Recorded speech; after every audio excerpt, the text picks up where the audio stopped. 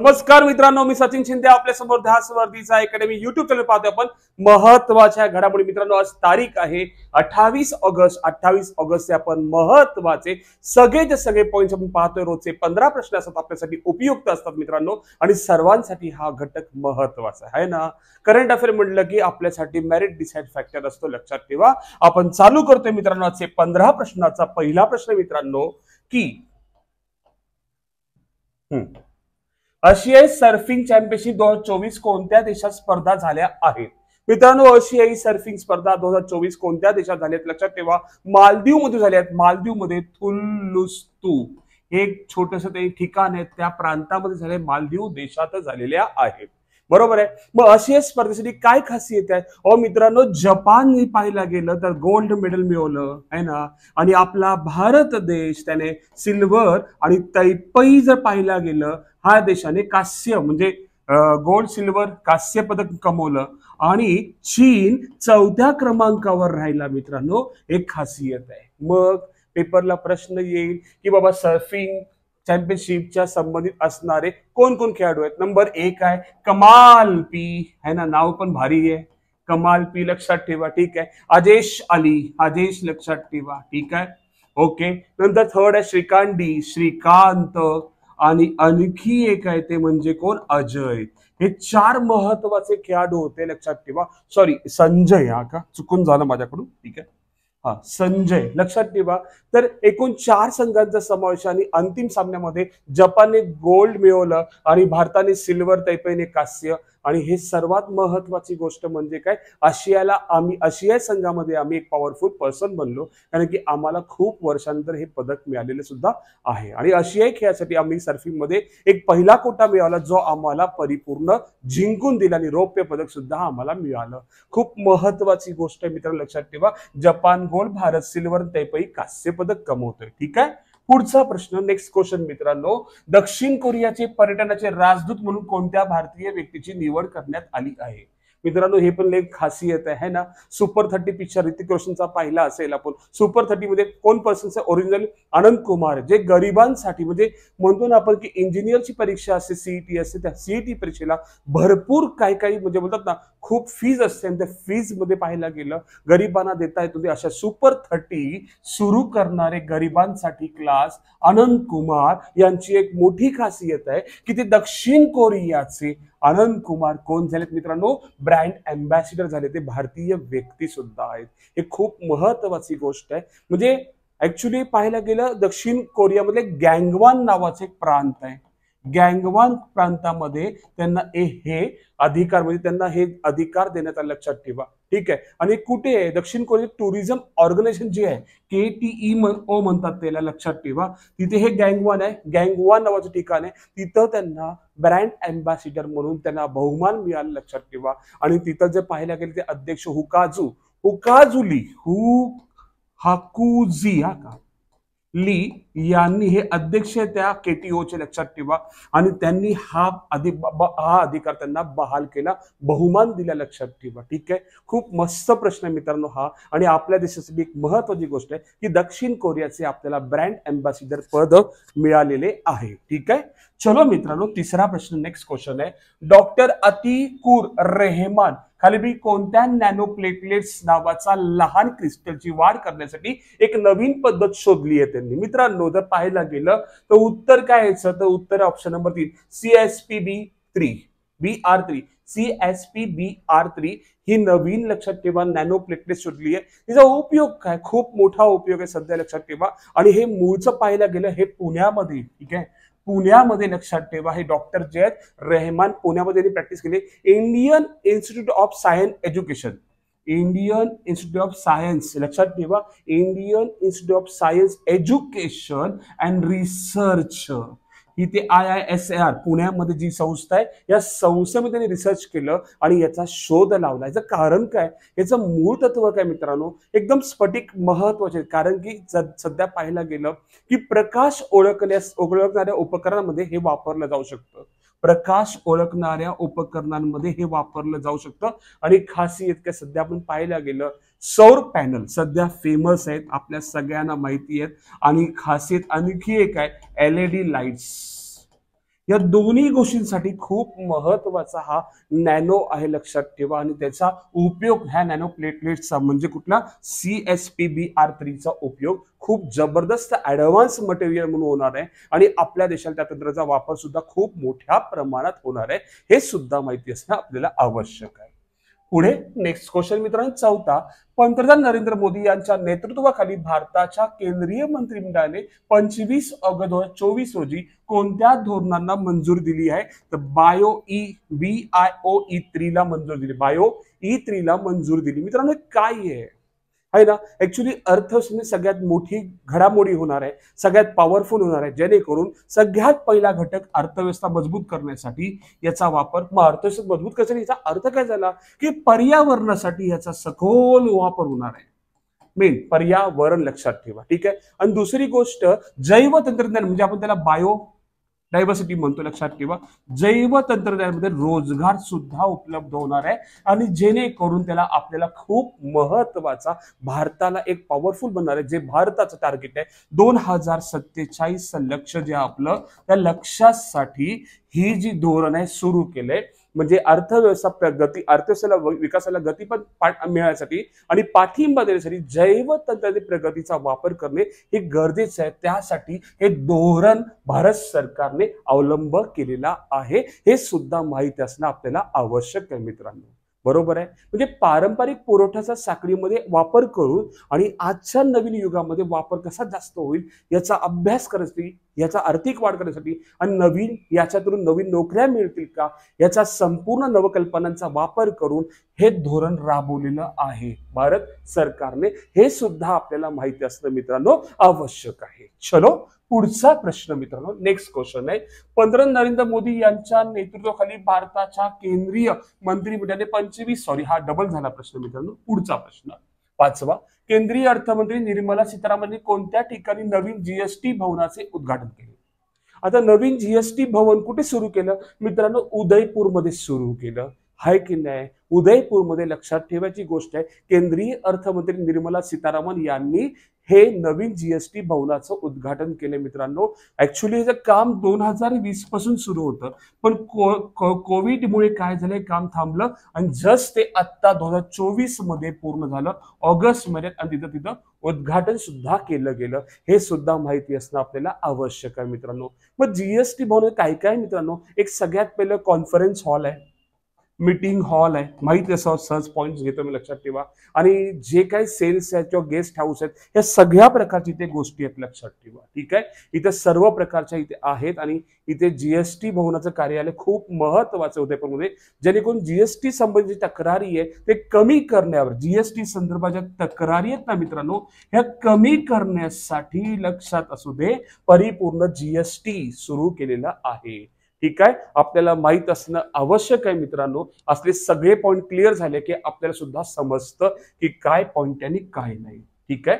चला मित्रांनो, नेक्स्ट 6वा प्रश्न आहे. टिंबटिंबाई दुसरे सार्वजनिक तक्रारी ठीक आहे 2024 सादर केले असून खालीलपैकी कोणते प्लॅटफॉर्म आहे? म्हणजे ते तक्रार निवारण करण्यासाठी आपल्या भारत सरकारने एक नवीन प्लॅटफॉर्म सुरू केलंय. त्या प्लॅटफॉर्मचं नाव काय आहे असं आपल्याला विचारलं गेलेलं आहे मित्रांनो. याचं नाव काय मित्रांनो आपण पाहायला गेलं, थोडं आपण डिटेल पाहूया मित्रांनो, की आता सध्या एक सरकार जे आहे सार्वजनिक तक्रारी दूर करण्यासाठी नवीन प्लॅटफॉर्म सुरू केलंय मित्रांनो.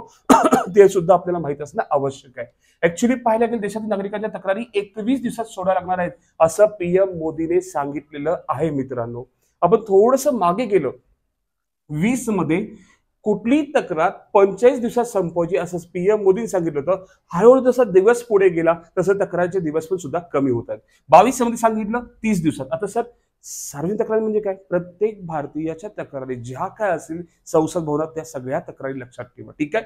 हा, आणि 21 दिवसाच्या नवीन मुदतीचं कालमर्यादा 10 वर्षापूर्वीच्या 1/3 इतकी झाली. म्हणजे काय सांगितलं आपण पाहायला गेलं, 20 मध्ये किती सांगतो 45 डेज, 22 मध्ये किती सांगतो 30 दिवस आणि आता किती 21 दिवस, ठीक आहे. आणि या तक्रारीसाठी लक्षात ठेवा केंद्रीकृत सार्वजनिक तक्रार निवारण देखरेख प्रणाली म्हणजे CPGRAMS आहे ना ऑप्शन नंबर 1, ही नवीन प्लॅटफॉर्म सुरू केलंय की जेणेकरून भारतीयांच्या जे सार्वजनिक तक्रारी सगळ्या आपल्या पूर्णपणे कमीत कमी व्हावे. आणि टार्गेट काय यांचं की दरवर्षी 30 लाखाहून अधिक सार्वजनिक तक्रारी प्राप्त होतात आणि त्या पूर्णपणे केल्या जातात आणि सरासरी 13 दिवसामध्ये 13 डेज मध्ये तोडगा सुद्धा काढला जातो. लक्षात ठेवा किती जबरदस्त काम आहे. आणि यावर्षी आता केंद्र सरकारने 13 दिवसात तक्रारीचे निवारण करत आहे. सरासरी किती 13 दिवसात. लक्षात ठेवा.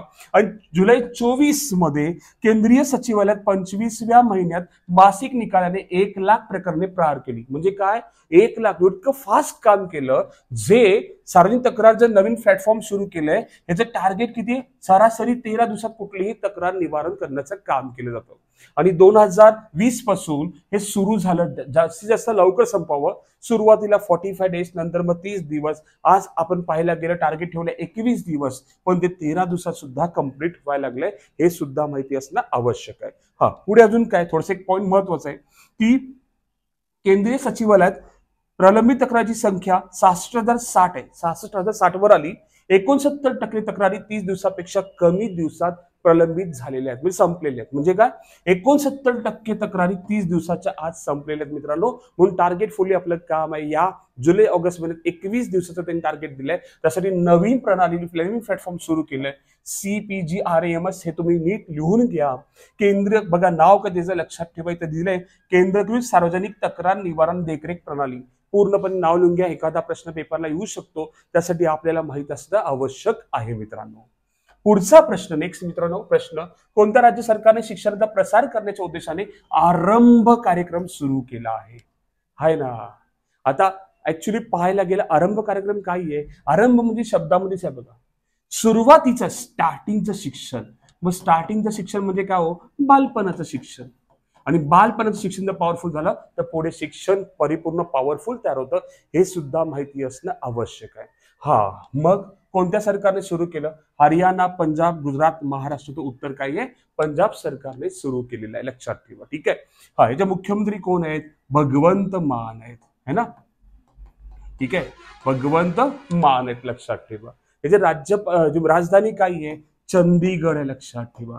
माहित पडेल सगळ्यांना. ठीक आहे. राज्यपाल गुलाबचंद कटारिया. लक्षात ठेवा. राज्यपाल कोण आहेत गुलाबचंद कटारिया. लक्षात ठेवा. ठीक आहे. ओके पुढचा प्रश्न मित्रांनो नेक्स्ट क्वेश्चन बघायचा आपल्याला की दक्षिण भारतातील पहिले भूमिगत वातानुकूलित बाजार नुकतेच कुठे सुरू झालेत तर बंगळुरूमध्ये सुरू केले. कर्नाटकच्या बंगळुरूमध्ये. जे कर्नाटकचे मुख्यमंत्री आहेत मित्रांनो मुख्यमंत्री आहेत सिद्धरामय्या है ना. आणि कर्नाटकची राजधानी काय हो बंगळुरूच आहे. लक्षात ठेवा है ना. बंगळुरू राजधानी आहे त्याची. राजधानीमध्ये लक्षात ठेवा की भूमिगत सुरू केले 79 बाजारपेठ बसू शकतात. भूमिगत सुरू केलेलं आहे. आणि दक्षिण भारतातील पहिलं भूमिगत वातानुकूलित बाजार पालिका आहे ज्याचं उद्घाटन केलेलं आहे. 13 कोटी टोटल खर्च झालेत मित्रांनो. लक्षात ठेवा 13 कोटी टोटल पैसे खर्च झालेत आणि त्यातून ते नवीन तयार केलंय. आणि खरं जर पाहायला गेलं तर दिल्लीमध्ये हे फर्स्ट टाइम सुरू झालं आणि दिल्लीचं अनुकरण करून बंगळुरूमध्ये सुरू केलेलं आहे. हे सुद्धा माहिती असणं आवश्यक आहे. 1365 चौरस मीटर मध्ये बसलेल्या मित्रांनो. लक्षात ठेवा बंगळुरूमध्ये. आणि 79 स्टॉल्स आहेत 79 दुकान आहेत. तसं त्यांनी सुरू केलेलं आहे मित्रांनो. ठीक आहे. पुढे नेक्स्ट प्रश्न. ठीक आहे. आजचा तर हा प्रश्न सगळ्यात मला बेस्ट वाटलेला प्रश्न आहे. आवडता प्रश्न आहे. बघूया काय आहे की माउंट किलिमांजारो जिंकणारा सर्वात तरुण आशियाई कोण बनलाय तर उत्तर आहे तेगबीर सिंग बनलाय. बघा मित्रांनो पॉइंट खूप महत्वाचा आहे. लक्षात ठेवा की माउंट किलिमांजारो है ना. माउंट किलिमांजारो जिंकणारा हा पंजाब मधला लक्षात ठेवा आहे की नाही पंजाब मधला तेगबीर सिंग आहे. लक्षात ठेवा. फक्त त्याचं वय फक्त 5 वर्षाचा आहे. लक्षात ठेवा 5 इयर्स आहे. आणि आशियाचा सर्वात तरुण हा व्यक्ती ठरलाय जो किलिमांजारो पर्वतावर चढणारा तो सर्वात तरुण आशियाई मुलगा ठरलाय. माउंट किलिमांजारो हे आफ्रिकन खंडातील सर्वोच्च शिखर आहे. कुठं आफ्रिकन खंडातील. लक्षात ठेवा आफ्रिकन खंडातील सर्वात उंच शिखर आहे. हो ना सर्वात उंच शिखर आहे. लक्षात ठेवा. ठीक आहे. ओके. आणि याची फूट किती उंची आहे 19,340 फुटाचं इतकं उंच हा किलिमांजारो आहे. लक्षात ठेवा. म्हणजे जर आपण मीटर मध्ये पाहायला गेलं 5,895 मीटर आहे. 5895 मीटर उंचीवरती हा तेगबीर सिंगने लक्षात ठेवा परिपूर्ण केलेलं आहे. ठीक आहे. आणि आपण जर पाहायला गेलं मग तेगबीर सिंगने कोणाची बरोबरी केली आहे तर सर्बियाचा अग्निजीन जो आहे लक्षात ठेवा. सर्बियाचा कोण आहे अग्निजीन. तर नाव प्रॉपर लक्षात ठेवा अग्नेजीन. अग्नेजीन जो आहे ना सर्बिया देशाचा त्याच्यासोबत त्यांनी बरोबर केली. ते पण 5 वर्षाचे आहेत आणि हा पण 5 वर्षाचा आहे. आपला भारतीय व्यक्ती लक्षात ठेवा. माहित असावं मित्रांनो. खूप सुंदर प्रश्न हा आणि हा प्रश्न खूप महत्वाचा सुद्धा आहे. ठीक आहे. पुढे मित्रांनो नेक्स्ट क्वेश्चन घेऊया आपण.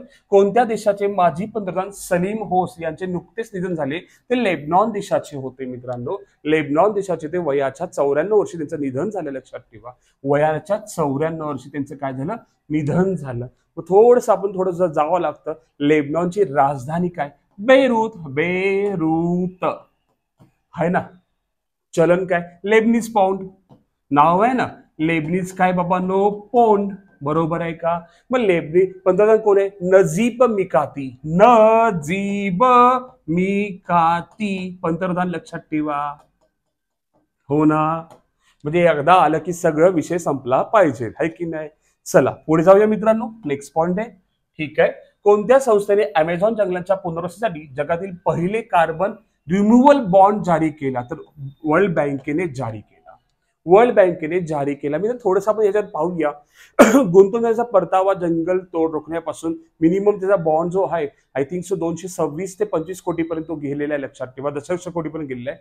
आणि रोखेशन कमी म्हणजे उत्सर्जन कमी करण्याशी नाही तर नवीन झाडाद्वारे काढलेल्या कार्बनच्या प्रमाणाशी जोडलेला आहे. मित्रांनो लक्षात ठेवा हा पॉईंट खूप महत्वाचा आहे. आणि अमेझॉनचे संरक्षण करण्यासाठी हा बॉन्डचा उद्देश आहे.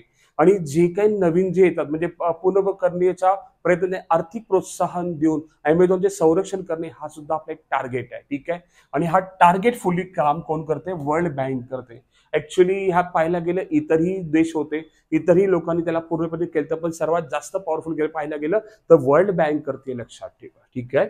पुढचा प्रश्न मित्रांनो शांघाय कोऑपरेशन ऑर्गनायझेशन SCO परिषद 2024 चे आयोजन ऑक्टोबर 24 मध्ये कोणत्या देशात करण्यात येणार आहे. असं वाटणार नाही की त्या देशात आहे तर ते पाकिस्तान मध्ये करणार आहे लक्षात ठेवा. ठीक आहे. Okay. Shanghai cooperation organisation SCO चे आयोजन ऑक्टोबर 2024 मध्ये पाकिस्तान मध्ये होणार आहे. माहिती असणं आपल्याला आवश्यक आहे मित्रांनो. पुढचा प्रश्न कोणत्या देशाने राईट टू डिस्क्रेडिट कायदा पास केलाय तर ऑस्ट्रेलिया देशाने केलाय. ठीक आहे. ऑस्ट्रेलिया देशाने केलेला आहे. पुढचा प्रश्न मित्रांनो 14वा हा कालचा प्रश्न होता लक्षात ठेवा है ना. ठीक आहे. भारताचे पहिले संविधान संग्रहालय कोणत्या राज्यात स्थापित करण्यात येणार आहे तर उत्तर होतं हरियाणा ह्याचं नाव होतं. आणि आजचा प्रश्न मित्रांनो जो आपल्याला उपयुक्त असा प्रश्न मित्रांनो महत्वाचा आहे इंडियन स्पेस डे केव्हा साजरा केला जातो. आपल्याला कमेंटमध्ये उत्तर सांगायचं मित्रांनो की इंडियन स्पेस डे केव्हा साजरा केला जातो. ऑप्शन आहे 23 ऑगस्ट 24 ऑगस्ट 25 ऑगस्ट 26 ऑगस्ट. आपल्याला उत्तर द्यायचं आहे मित्रांनो. उत्तर याचं काय असणार आहे. आणि मित्रांनो आजचे सगळेच्या सगळे टॉपिक आपण पाठ पूर्ण केलेत मित्रांनो. जे आपल्याला उपयुक्त असा घटक आहे जो प्रत्येक प्रश्न येतो मित्रांनो आणि आपण परिपूर्ण करंट अफेअरचा परिपूर्ण चालू घडामोडीचा भाग आपण घेतो. प्रत्येक महाराष्ट्रातल्या प्रत्येक परीक्षा देणाऱ्या व्यक्तीला हे मदत होते मित्रांनो आणि त्याचा परिपूर्ण फायदा करून घ्या. आणि मित्रांनो थोडीशी खंत वाटते काही जण अजूनही सबस्क्राईब केले नाहीत पण ते पाहतात. आपणही सबस्क्राईब करून घ्या जेणेकरून आम्हालाही बरं वाटेल की बाबा आपण चांगलं काम करतो. ठीक आहे मित्रांनो आज इथेच थांबू आपण. उद्या आपण नक्की या